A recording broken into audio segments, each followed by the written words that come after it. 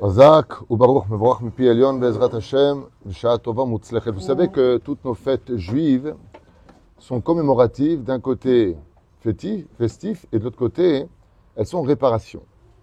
À quoi sont reliées essentiellement les fêtes juives? À la réparation de la génération elle-même, Bayamim Mahem Bazé Manazé. Rabbeinu nous dit qu'elles sont reliées à la faute du Tikkun Abrit. Toutes les fêtes sont reliées au Tikkun Abrit, selon Rabbeinu, essentiellement.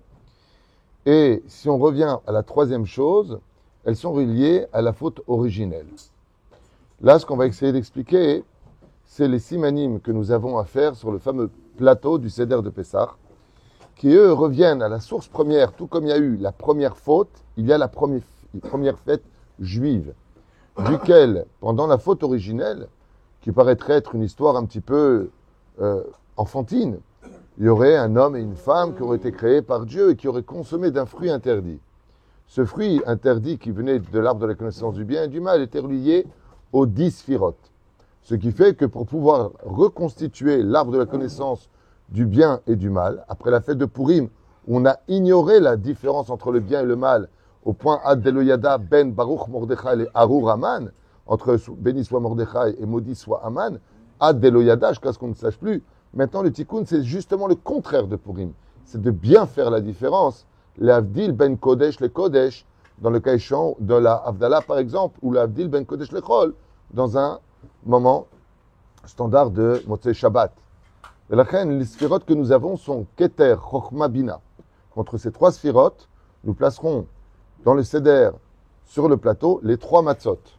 Selon la Shita du Harizal, bizarrement, elles doivent être mises en dessous. Et au-dessus des matzot, le Seder. Mais ce n'est pas notre Seder à nous, il y a notre Shita, c'est de les mettre là où elles sont sur le plateau. Mais l'intention, c'est de les placer sur Keter, Chochma, Bina, qui représente Avraham, Yitzhak et Yaakov. Ensuite, sur le côté droit, quand on a le plateau en face de nous, on vient repérer la sphira de Chesed, Beyat, Razaka, Obizroan et Touya qui fait allusion à l'épaule d'agneau. Et si on n'a pas épaule d'agneau, on prendra une cuisse de poulet ou une aile de poulet si on n'a pas pu trouver autre chose. En face, Gvura, on met l'œuf dur. Au sang Tif Eret, on y mettra le maror, soit les feuilles de laitue. Ensuite, sur le côté droit, on redescend en bas, Netzach, qui est la charosset, à base bien sûr de dattes, de noix, de pommes, surtout de vin. Après, chacun rajoutera selon son minag. En face, Hod, le karpas, le céleri.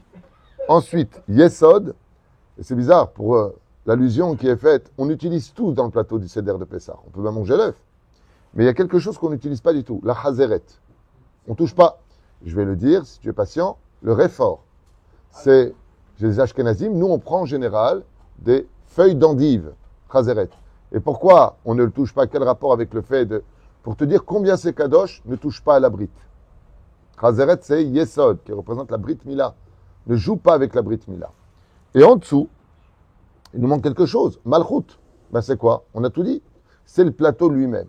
Le plateau lui-même, d'ailleurs, Rabbi Moshe Deri, il avait, je me rappelle bien, je ne me trompe pas, un plateau en argent massif qui nettoyait particulièrement l'honneur de la fête de Pessah. Pourquoi?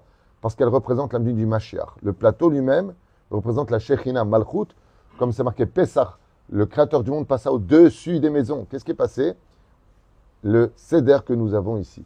Et ainsi donc, en le faisant passer, Bezrat Hashem, en général, Midak tunisien, c'est les jeunes filles pour qu'elles se marient dans l'année, et ainsi de suite. Après, c'est la maman. C'est essentiellement les femmes. Et pourquoi d'Afka les femmes?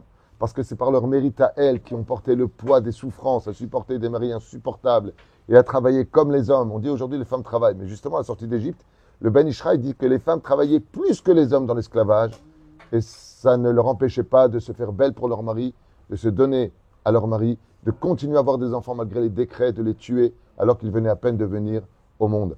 Kama Chashuv Be'ezrat Hashem, l'Iskor et Advarim Haele, avec les you, selon les traditions, Be'ezrat Hashem. Ensuite, commencer les 14, voire 15 tachanot. On a les 14, plus toi qui vas en parler, Kadesh, Urchatz, Karpatz, Yahatz, Magid, Rochza, Motzi, Matza, Maror, Korer, Shulchan, Orer, Tzafun, Barech, Alel, Nirtza. Ce sont les 14, plus toi, ça fait 15. Qu'est-ce que c'est 15? Yudke. La Shechina descend à ce moment-là, le Shem Havaya descend pour réparer et relier le Etz Chaim au Etz Hadat, pour ne pas que Bezrat Hashem, il y ait le moindre démon, mauvais esprit, Aïnara, mauvaise chose à table, pendant ce soir du Seder qui se remplace par le Shir HaShirim, la bouche qui parle, Pesach, en l'honneur de la Shrina, par amour et donc avec le sourire et la joie escomptée pour cette fête de Pesach en espérant, Bezrat Hashem, que de bonnes nouvelles dans toutes les maisons, un mariage pour tous les Bnot Israël, que Dieu ramène tous nos otages à la maison, Gidal et Tsarotel, Baruch Haba et Simchat, une bonne parnassa pour vous tous. C'est ce qu'elle a Gdil Torah, la dira Betachlit Shalirat Shamayim. Amen, va Amen.